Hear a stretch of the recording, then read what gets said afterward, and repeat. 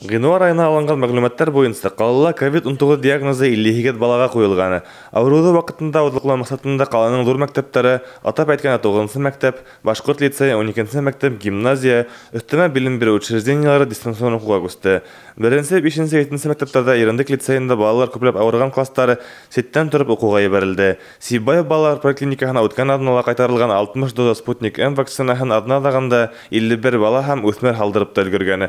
Кисә дүшәмбе 5 кеше килеп прививка яһатты. Делали прививку от гриппа, и поэтому как Елда кидеугә каршы прививка яһатабыз. Әлегә коронавируска каршы балаларга вакцина килүен белгәс, улыма ла, кызыма ла прививка яһатырга булдык. Без үзебез, ата-әсәйләребез дә йогышлы сиргә каршы вакцина эшләттек. Балаларымдың авыруын теләмәем, шуга ла ризалаштым.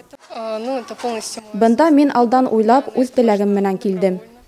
Мы всей семьей привились, во-первых, Без бөтә гаиләбез менән прививка яһаттык. Өйдәге 5 ир-егет тә, ирем һәм 4 улым да вакцина эшләтте. Чөнки бүгенге көндә сирдән котылуның төп сарахы уга каршы прививка яһату булуын барыбыз да яхшы беләбез. Авырган хәлдә лә уны еңел үткәрәсәкбез. Башлыша Сибай калаһының махсус урта белем бирү уку йортлары студентлары прививка яһаткан. Улар 15 яшьтән үтеп үз гамәлләре өчен үзләре җавап бирһә лә, ата-әсәйләрнең ризалыгын алалар. Гимназия укучыларын күбеһен поликлиникага ата-әсәйләре атып килгән. Кызлар майдар прививка яһатудан бер дә куркмай. Дөйм алганда калала әлеге вакытта 214 ата-әсә балаһына прививка яһатырга теләк белдергән.